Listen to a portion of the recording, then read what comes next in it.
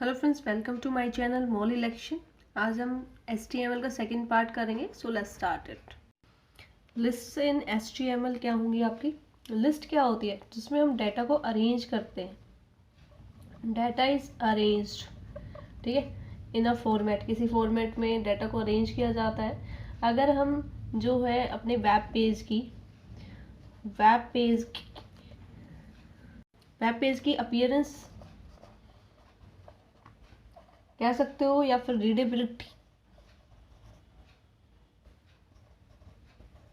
Readability बढ़ाना चाहते हो, ठीक है, तो हमें डाटा को मस्ट अरेंज करना पड़ेगा एक ऑर्डर में, ठीक है। उस ऑर्डर में अरेंज करने के लिए हम लिस्ट फीचर यूज़ करते हैं वेब HTML का, ठीक है, HTML का वेब पेज क्रिएट करने के लिए। सो हमारे पास लिस्ट के 3 पार्ट्स होते हैं, ठीक है। एक आपका UL है, दैट इज अनऑर्डर्ड लिस्ट। एक आपका UL है, दिस इज UL। एक आपका OL होगा, ऑर्डर्ड लिस्ट। और एक आपका DL होगा, that is a definition list. Now जो आपकी अनऑर्डर्ड लिस्ट है, इसमें हम जो सीक्वेंस होगा, मतलब जो भी डाटा आप यूज़ करोगे वो कोई किसी ऑर्डर में नहीं है। मतलब कोई पर्टिकुलर ये नहीं है कि पहले 1 आएगा, फिर 2 आएगा, फिर आएगा 3rd आएगा, नहीं। हम किसी तरह से, लाइक आपको कोई भी बोले एडवांटेजेस लिखो, HTML के एडवांटेजेस, तो कोई फिक्स नहीं है कि पहले मैं यही बताऊं कि HTML stands for hypertext markup language, या ये वेब पेज बनाने के लिए जो भी मेरे को बेटर लगे, जो मुझे पता है वो एडवांटेज मैं लिख सकती हूँ। सो हम इस तरह से पॉइंट्स में, एरोज में, इस तरह से जो डाटा दिखाते हैं वो अनऑर्डर्ड लिस्ट होती है। डाटा एक सीक्वेंस में रहेगा, ऑर्डर में रहेगा, लेकिन 1 2 3 फॉर्मेट में नहीं होगा। वहाँ पर कोई कंपल्सरी नहीं है कि आपका वो फर्स्ट स्टेप के बाद सेकंड स्टेप आएगा। Like you are studying in a school में जब आप पढ़ रहे थे, आपके जो लेक्चर्स होते हैं वो वहाँ पर आपको उसके लिए टाइम टेबल दिया जाता है कि जो फर्स्ट लेक्चर होगा वो आपका साइंस का है, सेकंड लेक्चर आपका कंप्यूटर का है, थर्ड लेक्चर आपका हिंदी का है। इस तरह से वो फिक्स है, ठीक है, आपको उसी को फॉलो करना पड़ता है डेली। सो ये सीक्वेंस आपको अनऑर्डर लिस्ट में फॉलो नहीं करना पड़ता। आप यहाँ पहले कंप्यूटर पढ़ सकते हो, फिर हिंदी पढ़ सकते हो, इस तरह से मतलब कोई भी सब्जेक्ट पहले लिख सकते हो। सो जिसमें कोई सीक्वेंस फॉलो ना करना पड़े वो अनऑर्डर लिस्ट है। ऑर्डर्ड लिस्ट, इसमें आपको हर चीज़ को रिप्रेजेंट करना पड़ेगा 1 2 3 फॉर्मेट में, ठीक है। ऑर्डर अलग अलग तरीके से आप चीज़ों को दिखा सकते हो। ऑर्डर 1 2 3 में हम दिखाते हैं, कई बार रोमन में हम दिखाते हैं। This is small Roman, this is caps Roman, Roman capital में हम दिखा रहे हैं, ठीक है। और ABC से भी हम कुछ बार दिखाते हैं सीक्वेंस को, स्मॉल ABC से भी दिखाते हैं। तो इस तरह से ऑर्डर लिस्ट में दिखाएंगे। डेफिनेशन लिस्ट में हम डेफिनेशन शो करते हैं, डाटा को अरेंज करते हैं कि कोई भी टर्म हम दिखा रहे हैं। व्हाट इज कंप्यूटर, कंप्यूटर की डेफिनेशन देनी है। So this is a term और उसकी डेफिनेशन मैं यहाँ दूंगी। सो ये सब इस तरह से जब डाटा को शो करना है उसके लिए हम डेफिनेशन लिस्ट का यूज़ करेंगे। Is that clear? 1 by 1 solve करते हैं। एक तरह से इनको मैं बताती हूँ किस तरह से यूज़ करना है। सो अनऑर्डर्ड लिस्ट को डिफाइन करने के लिए मैं बोल सकती हूँ, an unordered list is also known as bulleted list. इसको बुलेटेड लिस्ट भी बोलते हैं।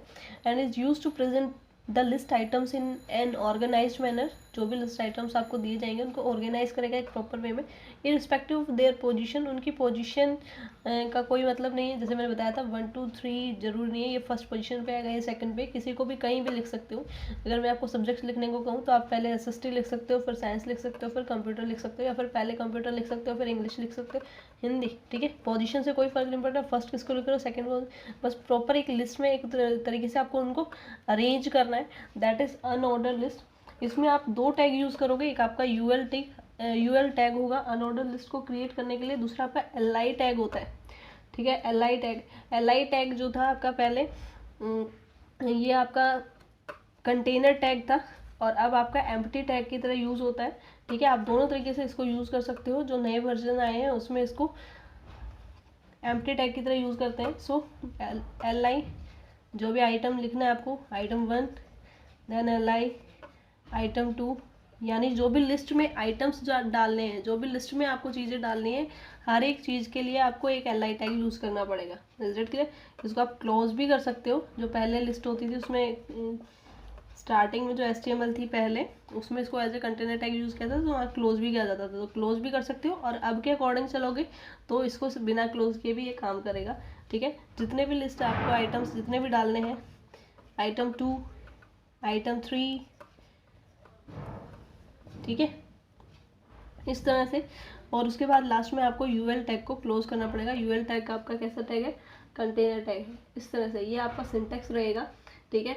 अगर आप देखें, जैसे मैं ऐसे भी बना सकती हूँ, लिस्ट में बना रही हूँ सब्जेक्ट्स की, UL, LI English, LI computer, LI maths, ठीक है। उसके बाद UL क्लोज कर दिया। जो इसका रिजल्ट आएगा मेरे पास वो आएगा इंग्लिश, कंप्यूटर, मैथ्स। इस तरह से मेरे पास ये लिस्ट क्रिएट होकर आ जाएगी, ठीक है। बुलेटेड लिस्ट इसको हम कहते हैं। UL के हमारे पास यहाँ पर एक एट्रीब्यूट है जो कि आपका टाइप एट्रीब्यूट है, ठीक है। UL के साथ आप यूज़ करोगे UL टाइप में, आप वैल्यू दोगे। जो यहाँ पर आप ये सिंबल्स यूज़ कर रहे हो, वो सिंबल्स यूज़ करने के लिए आप वैल्यूज़ यूज़ करोगे। 3 तरह की वैल्यू आप यूज़ कर सकते हो। वन इज स्क्वायर, स्क्वायर में आपके पास स्क्वायर बॉक्स बनकर आ जाएगा, ठीक है।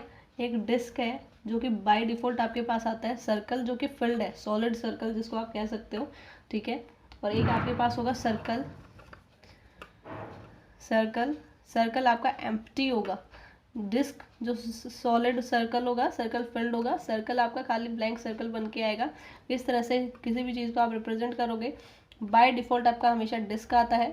अगर आप दूसरा यूज़ कर रहे हो, स्क्वायर यूज़ करोगे तो स्क्वायर बॉक्सेस बनकर आएंगे। और अगर आप सर्कल यूज़ कर रहे हो तो सर्कल बॉक्स, इस तरह से सर्कल आपके पास बनकर आएंगे, ठीक है। सो ये 3 वैल्यूज़ हैं टाइप एट्रीब्यूट की जो आप यूज़ कर सकते हो, ठीक है।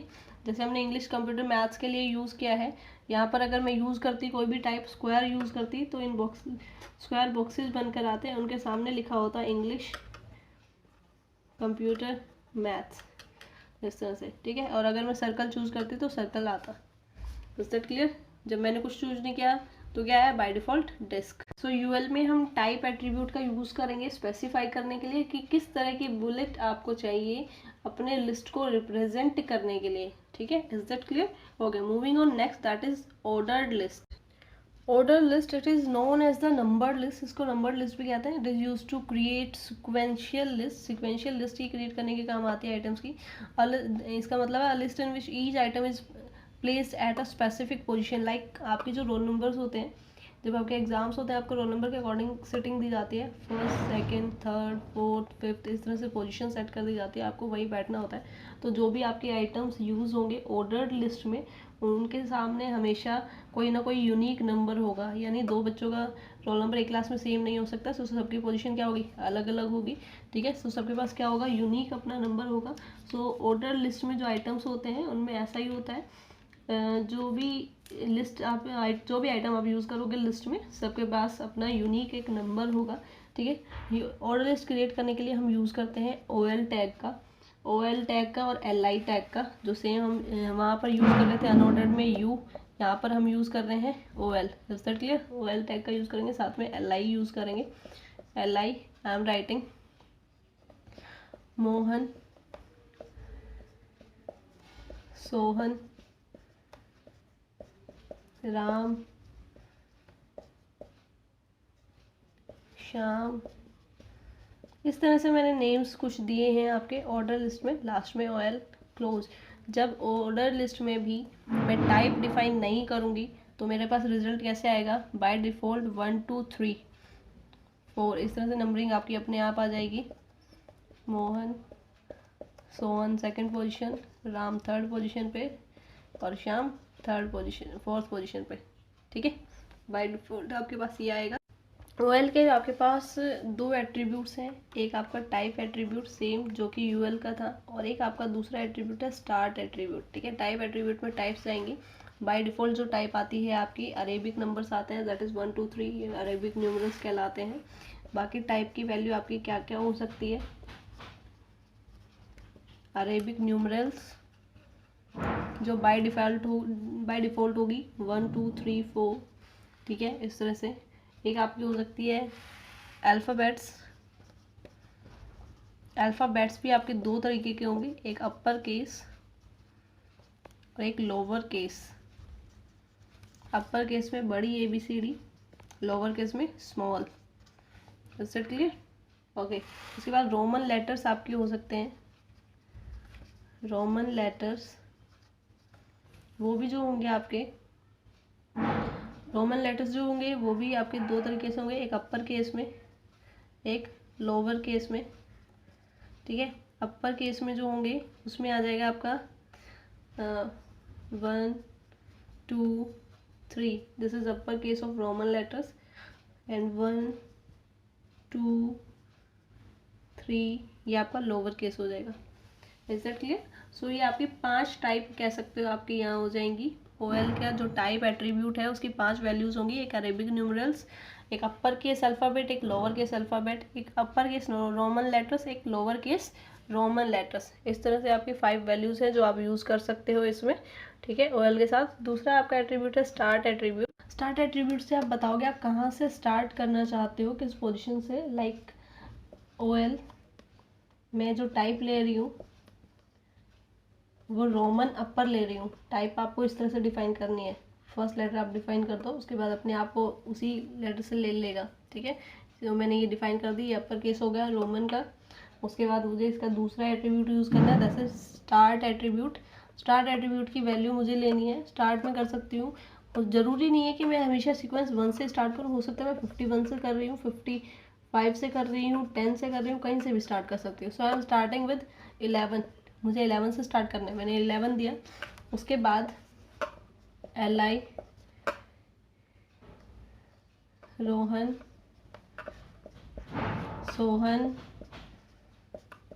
राम, इस तरह से मैंने वैल्यूज़ प्रोवाइड की और OL को मैंने क्लोज कर दिया।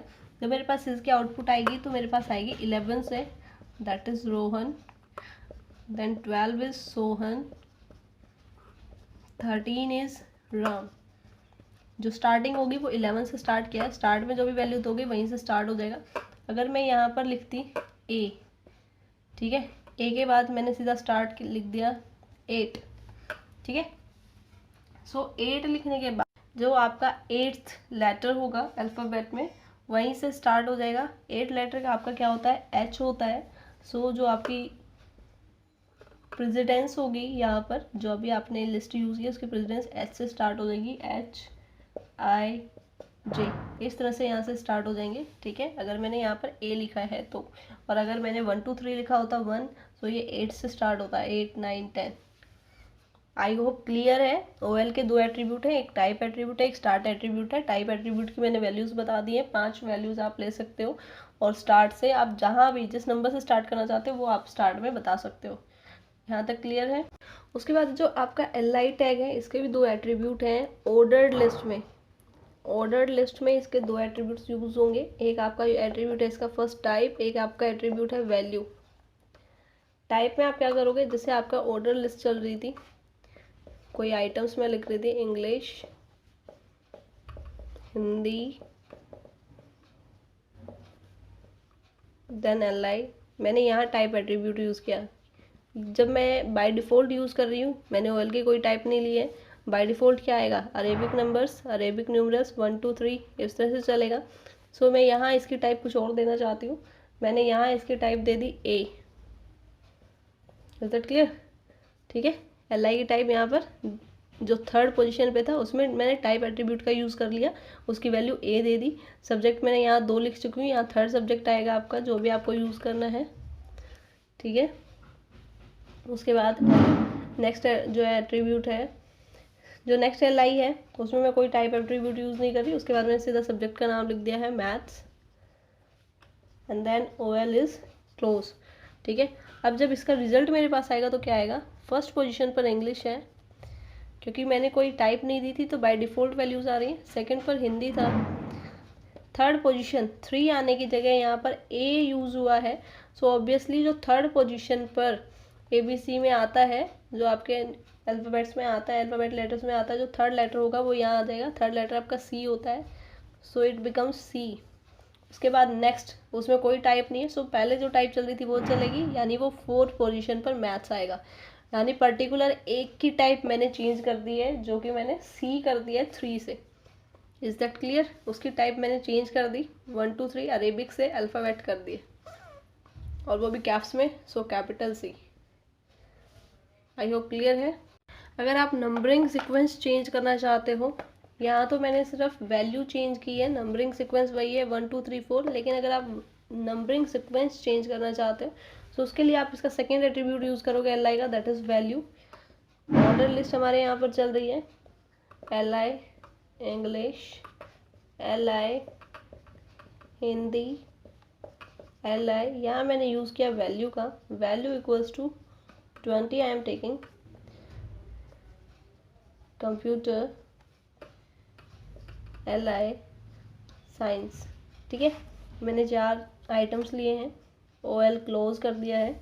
उसके बाद जो इसकी आउटपुट आएगी वो मेरे पास क्या आएगी, फर्स्ट पोजीशन पर इंग्लिश है, सेकंड पोजीशन पर हिंदी है, थर्ड पोजीशन, थर्ड ना होके मैंने वैल्यू चेंज कर दी 20, सो ये 20 से स्टार्ट हो जाएगा। अब जो आगे की सीक्वेंस चलेगी वो इससे आगे चलेगी, 20 पर कंप्यूटर है, नेक्स्ट वन इज 21, ना कि ये सेम सीक्वेंस रहेगा, सीक्वेंस ही चेंज हो जाएगा, वैल्यू यहाँ से ये स्टार्ट हो जाएगी और इसके बाद जो आते हैं वही काउंट चलेगा। सो 21 पर आपका आ गया है साइंस।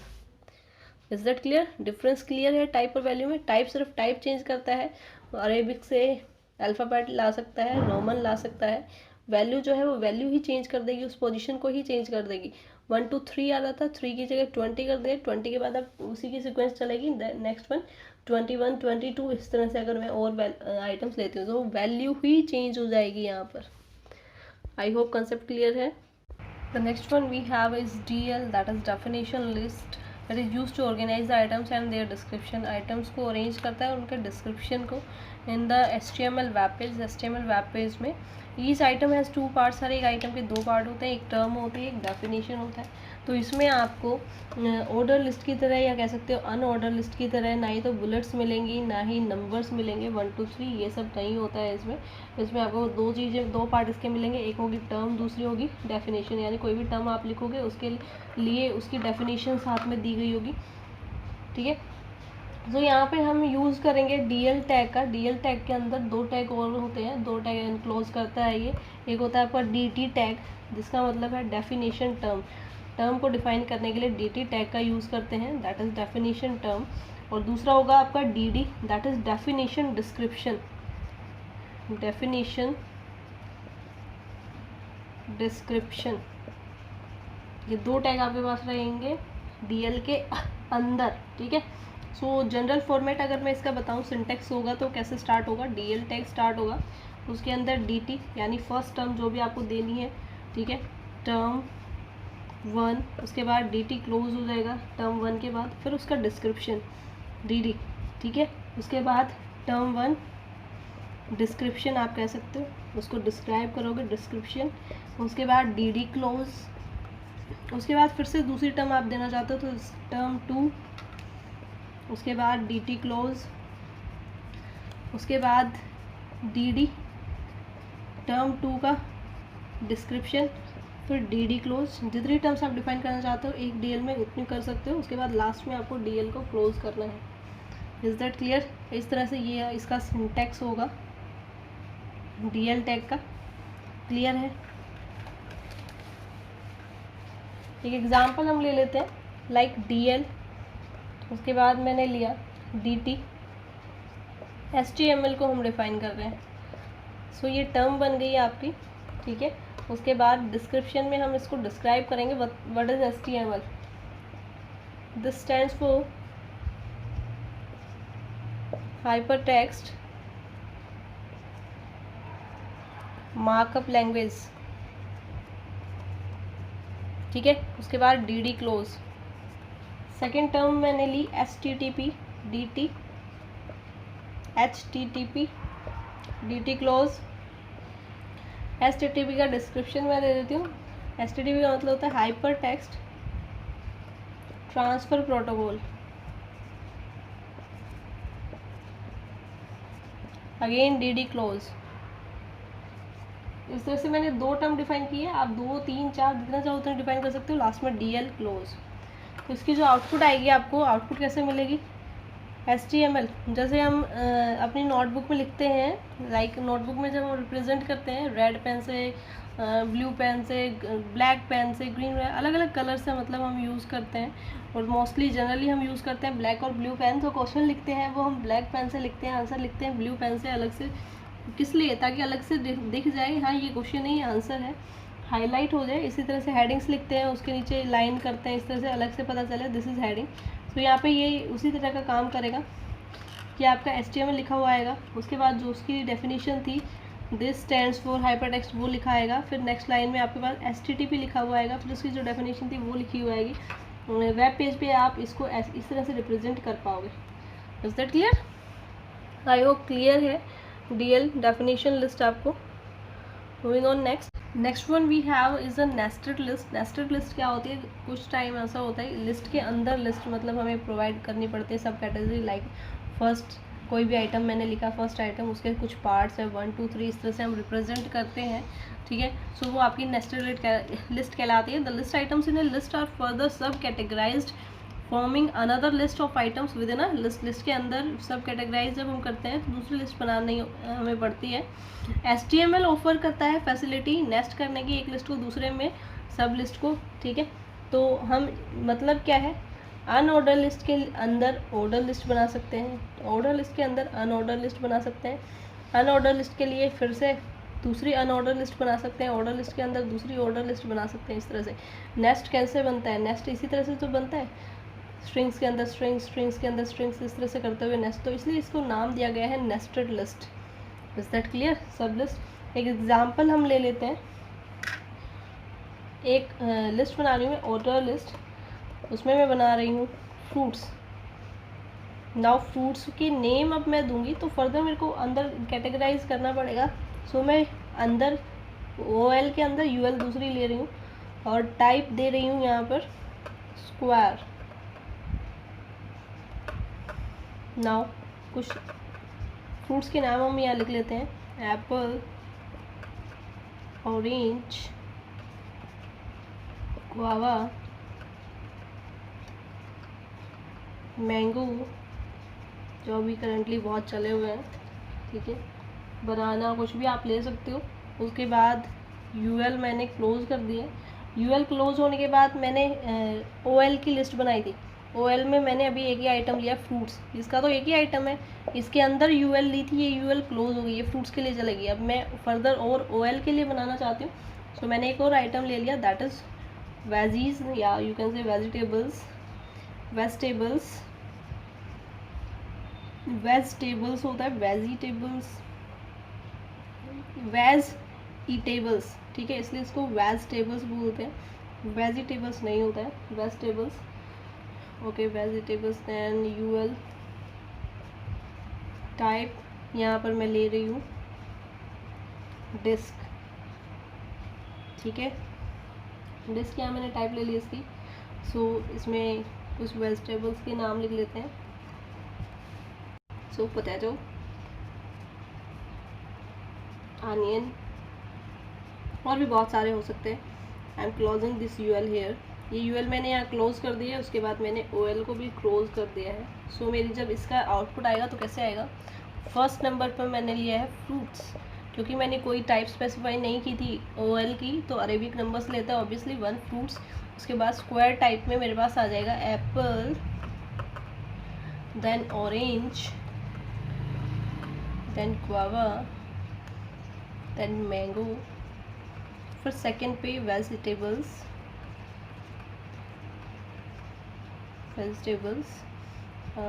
उसमें आ जाएगा आपके पास first is potato.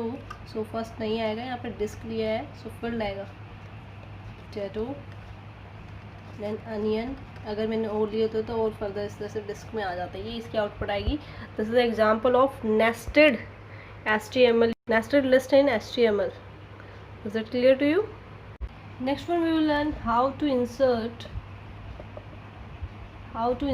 image in a web page. Web page में image कैसे एंटर करेंगे, क्योंकि दो डिफरेंट थिंग्स हैं। This is your web page, एक तो उसके बैकग्राउंड में इमेज लगानी है, तो उसके लिए हमने बॉडी जो था हमारा टैग, उसका बैकग्राउंड एट्रीब्यूट यूज़ किया था, जो मैंने लास्ट वीडियो में कवर किया था, ठीक है। और एक इमेज मुझे यहाँ मैं कुछ लिख रही हूँ, किसी चीज़ को डिफाइन कर रही हूँ, like I am defining computer, so मुझे कंप्यूटर की इमेज यहाँ डालनी है, साथ में लोगों को पता चल चुके कि कंप्यूटर को जो मैं डिफाइन कर रही हूँ उसके अकॉर्डिंग किस तरह की वो दिखती है, ठीक है। सो ऐसी इमेज एंटर करने के लिए हमें यूज़ करते हैं IMG टैग का। किस टैग का? IMG टैग का, ठीक है। इसका सबसे मोस्ट जो एक ही मैंडेटरी एट्रीब्यूट है, मैंडेटरी एट्रीब्यूट, मैंडेटरी का मतलब होता है कंपल्सरी, जिसको यूज़ करना ज़रूरी है, वो है SRC। SRC stands for source, source के लिए SRC शॉर्ट कर दिया है, इमेज का शॉर्ट IMG। तो ये याद करना भी इजी है, आप इसको भूलोगे भी नहीं, ठीक है। इमेज का शॉर्ट IMG, सोर्स का शॉर्ट SRC। इसका यूज़ करके हम इमेज इंसर्ट कर सकते हैं। किस किस तरह की इमेजेस हम इंसर्ट कर सकते हैं? हम GIF इंसर्ट कर सकते हैं, JPEG इंसर्ट कर सकते हैं, PNG इंसर्ट कर सकते हैं, ठीक है। अलग अलग तरह की इमेजेस हमारे पास होती हैं, हम जिनको इंसर्ट कर सकते हैं। जिस is graphic interchange format, I am repeating again, graphic interchange format. ये इमेजेस जो होती है बेस्ट होती है बैनर्स के लिए, क्लिप आर्ट के लिए, बटन्स के लिए। बैनर्स, क्लिप आर्ट, बटन्स के लिए मेन रीज़न ये है क्योंकि इनके पास ट्रांसपेरेंट बैकग्राउंड होता है, which is priceless when it comes to web design. Web design में जब आता है तो इसकी मतलब आप कह सकते हो कि बहुत बेटर है, बेस्ट एकदम से। और एक इसकी डाउन साइड भी है। डाउन साइड क्या है कि ये फाइल्स लार्जर होती है और कंप्रेस नहीं होती, जैसे JPEG हो जाती है, ठीक है। सो इसकी वजह से लोड टाइम जो होता है ये ज़्यादा लेती है, लार्ज ट्रांसफ़र रेट्स लेती हैं, और जो इनकी कलर स्कीम होती है वो 256 कलर स्कीम तक लिमिटेड रह जाती है, लिमिटेड हो जाती है, ठीक है। सो इसकी कुछ अच्छाइयाँ थी, कुछ बुराइयाँ थी, एडवांटेज डिसएडवांटेज दोनों मैंने बता दिए। Next we have is JPEG, joint photographic experts group. I am repeating, actually I am writing joint photographic experts group. I have to write full form of this also. Graphic interchange format. Clear है? जो images आपकी JPG format में होती हैं उनके पास unlimited colour scheme होती है, unlimited colour wheel होता है यहाँ पे, ठीक है। हाई कंप्रेशन रेट होता है, down sizing your download times, तो इसकी वजह से जो लोड टाइम होगा वो भी कम हो जाएगा, और हार्ड डिवाइस स्पेस भी जो आपका होगा वो सेव होगा। हाँ, इसमें ये है, यहाँ पर हमारे पास ट्रांसपेरेंट बैकग्राउंड था, ट्रांसपेरेंट बैकग्राउंड यहाँ पर नहीं होता, नो ट्रांसपेरेंट बैकग्राउंड, ठीक है। यहाँ पर हमें ट्रांसपेरेंट बैकग्राउंड नहीं मिलेगा, ठीक है। बट जो इनका साइज़ होता है, क्वालिटी रेशियो होता है, वो बहुत बेस्ट होता है। सो JPG फॉर्मेट में फ़ोटोज़ को यूज़ करना बेस्ट होता है, और इनको हम यूज़ कर सकते हैं जैसे हमारी फ़ोटो गैलरी में, फ़ोटो गैलरीज में इनको यूज़ कर सकते हैं, आर्ट वर्क्स के लिए इनको यूज़ कर सकते हैं, ठीक है। तो इस तरह से इसको JPG आपके लिए है। ग्राफिकल डिज़ाइन और JPG, avoid JPG for graphical design. Graphical designing के लिए JPG को हम अवॉइड करते हैं, ठीक है। इनको हम थंबनेल्स के लिए, बैकग्राउंड्स के लिए यूज़ कर सकते हैं वहाँ पे, सो वहाँ इनको अवॉइड करना पड़ेगा JPG को ग्राफिकल डिज़ाइन में, क्योंकि वो आपके यूज़ होते हैं थंबनेल्स और बैकग्राउंड्स के लिए। Next you have is PNG, that is portable network graphics. Portable network graphics ये इमेज है, इमेज होते हैं PNG फॉर्मेट में, एक्सटेंसिबल फाइल है ये, .png एक्सटेंसिबल फाइल है, ठीक है। लॉसलेस, पोर्टेबल, इनको कंप्रेस कर सकते हैं, storage of raster images. PNG provide करता है हमें patent free replacement of zip, zip को हम रिप्लेस कर सकते हैं easily, and can also replace many common usages of TIFF, TIFF file को भी रिप्लेस कर देता है, that is tagged image file format, tagged image file format उसको भी, ठीक है। Indexed colour, grey scale, true colour images, ये सब सपोर्ट करता है। ऑप्शनल अल्फ़ा चैनल भी है। सैम्पल डेप्थ जो होती है इसकी 1 से 16 बिट्स तक होती है, और ये कंप्रेस हो जाता है जिससे बेटर, ठीक है। हर एक केस में 5% टू 25% इन टिपिकल केसेस, बहुत कम केसेस है टिपिकल केसेस में, नहीं तो हर एक केस में जिससे बेटर है कंप्रेस करने में, जिसको आप ज़्यादा कंप्रेस नहीं कर पाओगे। सो ये 3 मैंने इमेज फॉर्मेट आपको एक्सप्लेन किए हैं, ठीक है। Moving on next. So files बताने से पहले मैं आपको बता रही थी इमेज कैसे इंसर्ट करते हैं। So let's take IMG SRC, मैंने बताया था IMG आपका टैग है, इसका एक ही एट्रीब्यूट है जो मैंडेटरी है, यानी यूज़ होगा ही होगा। और जितने भी हमने इससे पहले वाली वीडियो में टैग्स पढ़े थे, उन टैग्स के एट्रीब्यूट यूज़ करना डिपेंड था हम पे कि हमारी रिक्वायरमेंट है तो हम यूज़ करेंगे, नहीं तो नहीं यूज़ करेंगे। लेकिन यहाँ मस्ट है SRC। और यहाँ पर आता है आपका एड्रेस, कह सकते हो एड्रेस ऑफ द इमेज, और यू कैन से URL ऑफ द इमेज और पाथ ऑफ द इमेज, जो आपको सूटेबल लगे लर्न करना। Address of the image, URL of the image और पाथ ऑफ द इमेज आप कह सकते हो। ये आपको एंटर करना होगा, ठीक है। ये आपका कंटेनर टैग नहीं है, एम्प्टी टैग है, यानी क्लोज नहीं होगा, बस इतना ही लिखना होता है। उसके बाद आपकी इमेज एंटर हो जाते हैं। सपोज एग्जांपल ले लेते हैं, जैसे IMG SRC इक्वल्स टू कोई भी C ड्राइव में इमेज पड़ी है, ठीक है। C ड्राइव में कोई फोल्डर है माई इमेज, उसमें इमेज का नाम कुछ भी लिख लो, p1.png हो सकती है, JPG हो सकती है, ठीक है, किसी भी फॉर्मेट में हो सकती है। इस तरह से इमेज आपको इंसर्ट करनी है। इमेज इंसर्ट करने के लिए सीधा सा एक आपके पास वो है वे, ठीक है, जिसमें आपको क्या करना है, इमेज में जाना है, राइट क्लिक करना है, राइट क्लिक करके प्रॉपर्टीज़ में जाना है, प्रॉपर्टीज़ से जो भी एड्रेस है वहाँ पर उसको कॉपी करना है और यहाँ लाकर पेस्ट कर देना है। That's it. Is it clear? ठीक है। ये जो है इसका एट्रीब्यूट, सिंगल एट्रीब्यूट ऐसा है जो मैंडेटरी है। एट्रीब्यूट्स और भी है लेकिन ये सिंगल में ऐसा है जो क्या है, मैंडेटरी। इसको तो यूज़ करना ही करना है, बाकी को यूज़ करो ना करो वो डिपेंड करता है आपकी रिक्वायरमेंट्स पर। तो लेट्स डिस्कस जो बाकी इसके एट्रीब्यूट से डिस्कस कर लेते हैं। SRC मैंने बता दिया स्पेसिफाई करने के लिए URL of the image. Image को SRC आपका अगर कोई पूछे क्यों यूज़ होता है, to specify by the address और URL of the image. Is that clear? Second is width. ये इमेज की विड्थ अगर आप सेट करना चाहते हो, set the width of the image.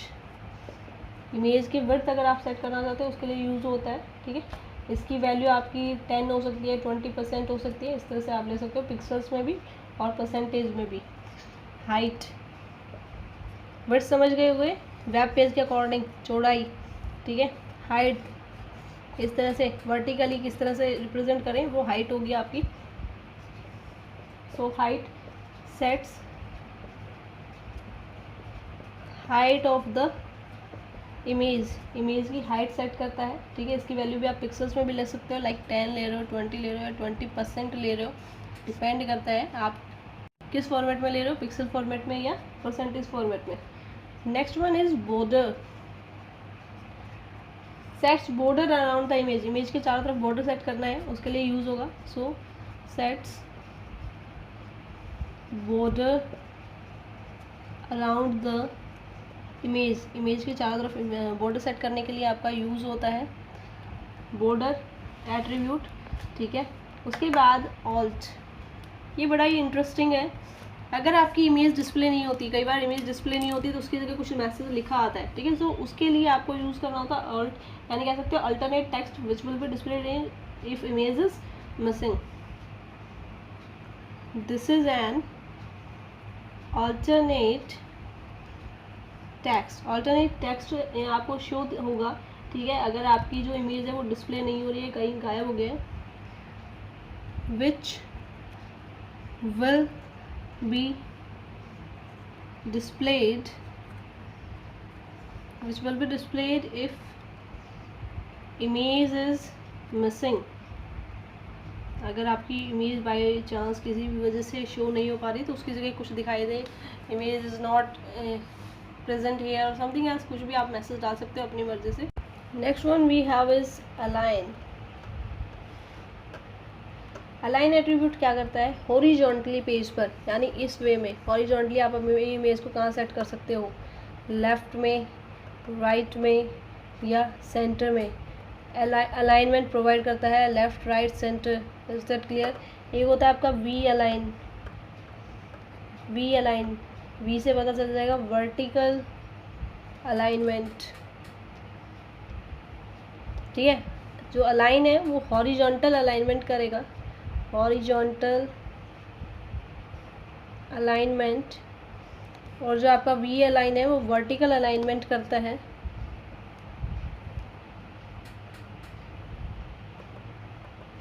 Vertical alignment करेगा। वर्टिकली अलाइनमेंट आपको करना है लाइक टॉप पे, पेज के टॉप पे दिखे, पेज के बॉटम पे दिखे या सेंटर में दिखे।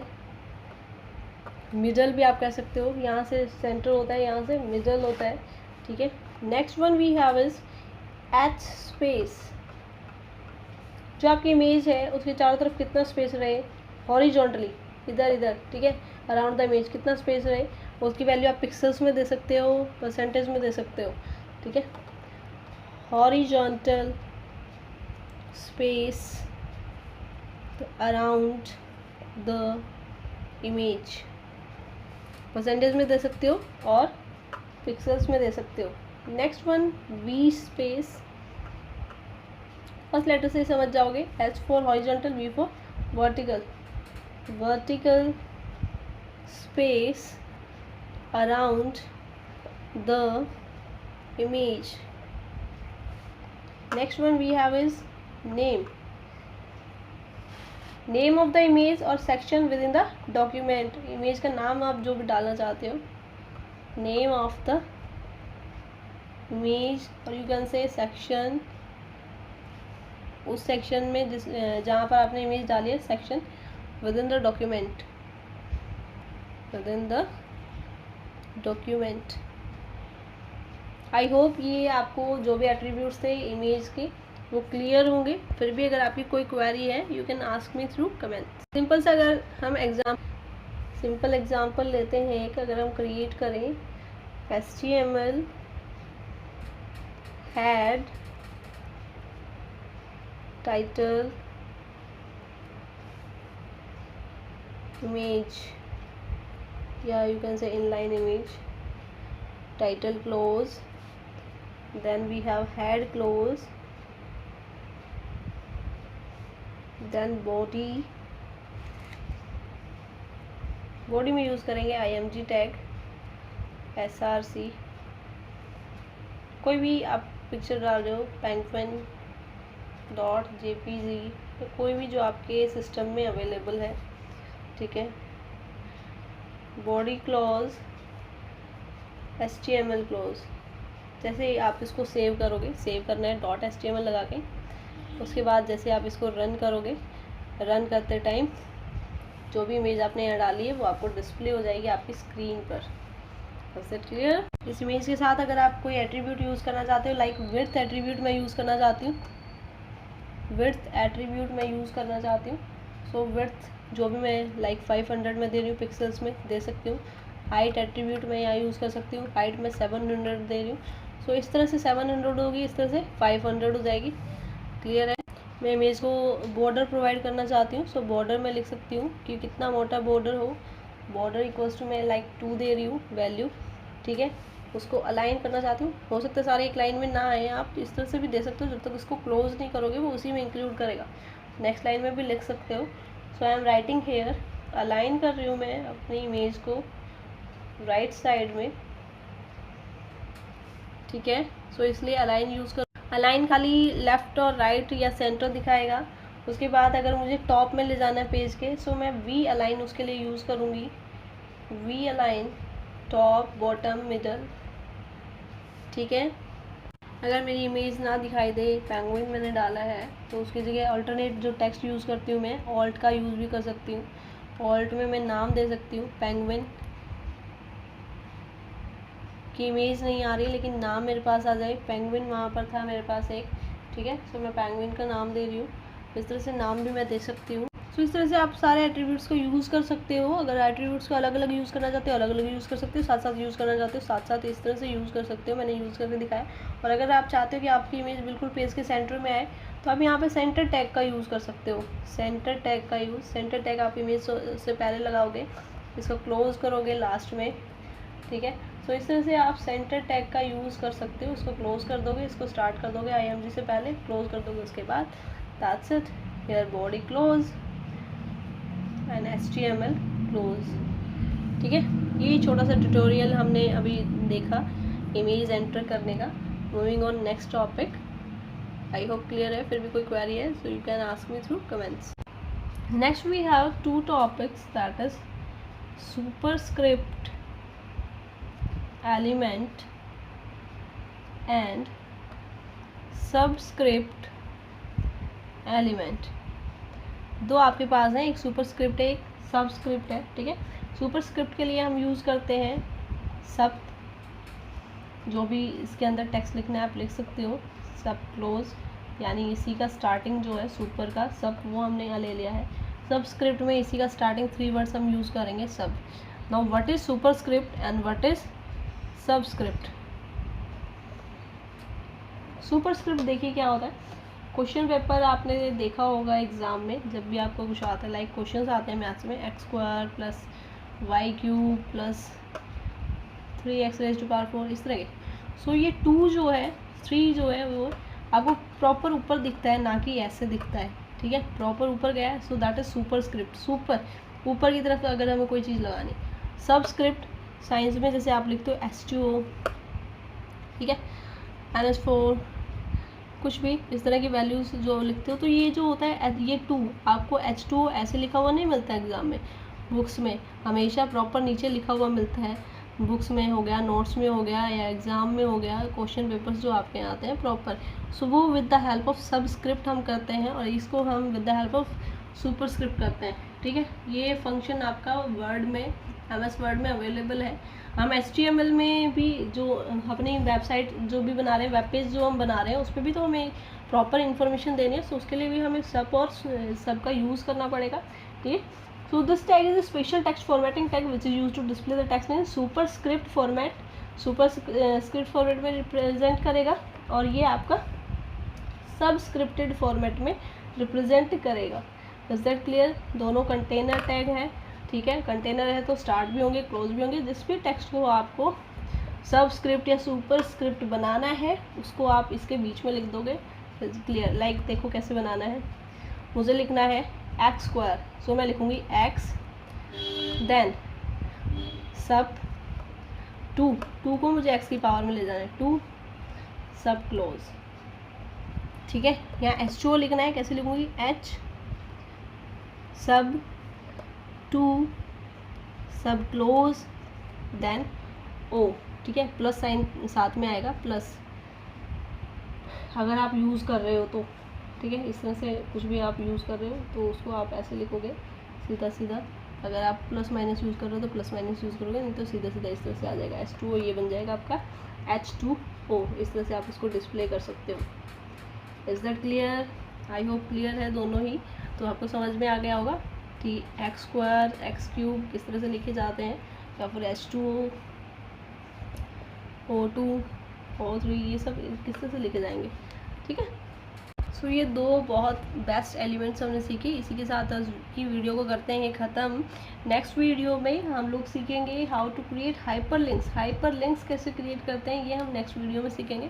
Till then study from my videos, watch my videos, learn from my videos, share them also, ताकि ज़्यादा से ज़्यादा बच्चे बेनिफिट उठा सकें, ठीक है। So please like my channel, my videos, share them, subscribe my channel, and please don't forget to press the bell icon. Is that clear? Okay, thank you, bye bye.